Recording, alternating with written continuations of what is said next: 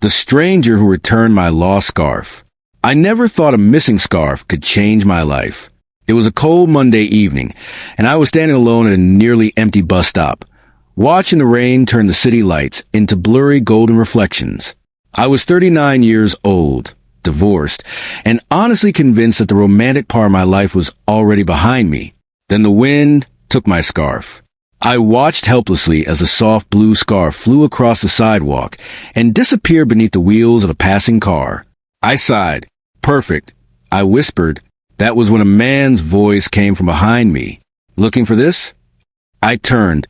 A tall man stood there, holding my scarf in one hand. He looked to be in his early 40s. His dark coat was wet from rain, and a few drops of water ran down his forehead. I stared at the scarf, then at him. Where did you find it? He smiled. Halfway down the street. It was trying to escape. I laughed before I could stop myself. Apparently, it has better plans than I do. He handed it to me. Maybe it just needed someone to bring home. I don't know why those words stayed with me. Maybe because I'd spent the last 3 years feeling exactly like that scarf. Lost. Carried away by circumstances I hadn't chosen. Waiting for someone to notice. His name was Daniel. He worked at the small bookstore across the street from the bus stop. I had passed that bookstore dozens of times without ever walking inside. The next morning, I did. I told myself I needed a book. That was a lie. I wanted to see him. Daniel looked up from behind the counter and smiled when he recognized me. The runaway scarf. I smiled. The bookstore man. That's better than stranger. I walked toward the shelves. What would you recommend? For what? I hesitated, starting over. His smile disappeared for a second, not because he was uncomfortable, because he understood. He reached for a novel and placed it in my hands. This one. I looked at the cover. Why? Because the main character thinks her story is finished. And Daniel smiled. She discovered she was only turning the page. I bought the book, and I came back the next day. Then the day after that. Soon, visiting the bookstore became part of my routine. Sometimes we'd talk for 20 minutes. Sometimes only 5. He remembered that I liked mystery novels. He remembered that I hated overly sweet coffee. He remembered that I always carried my umbrella, but somehow forgot to use it. And somehow, without realizing it, I started remembering things about him too. He loved old music. He hated crowded restaurants. He had a daughter studying in another city.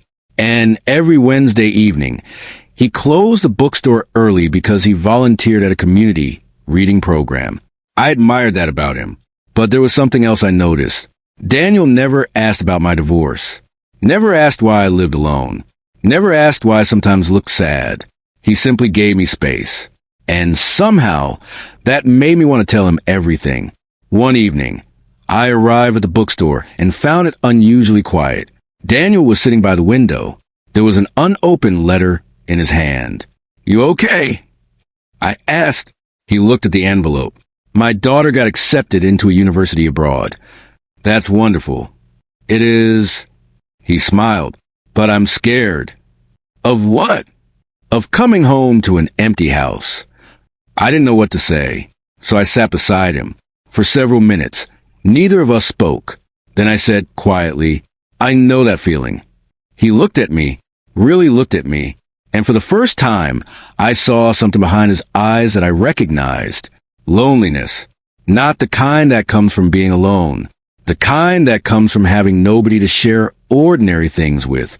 That night, Daniel walked me home. When we reached my apartment, he stopped at the gate. Thank you, he said. For what? For sitting there. I smiled.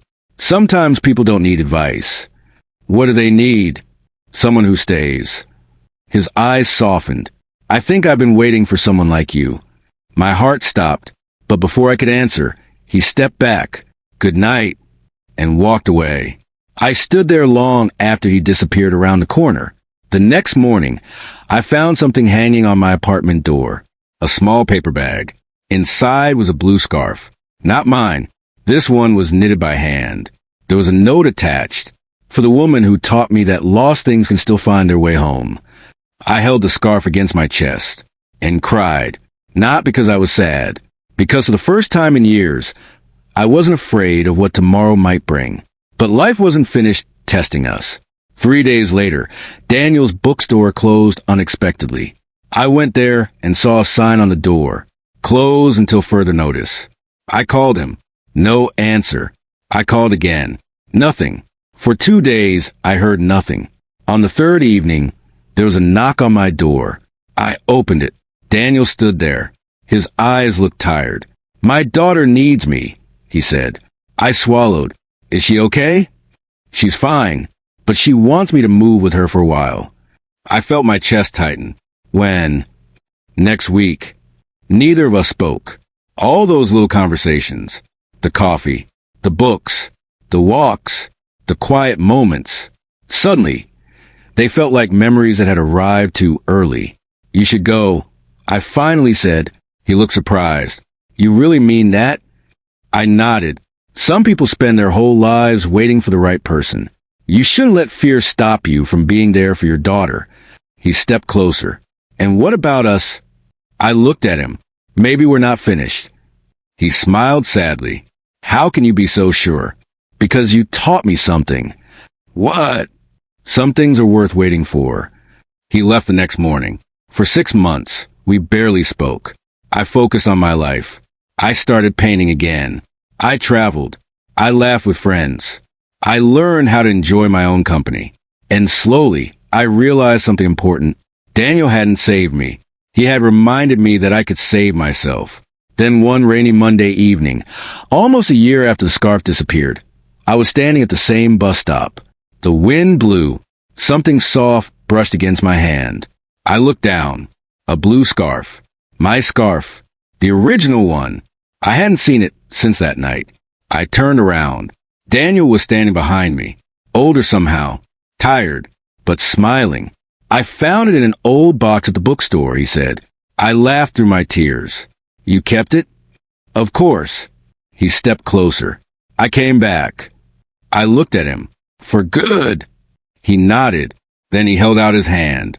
"I don't want to promise you a perfect life." I placed my hand in his.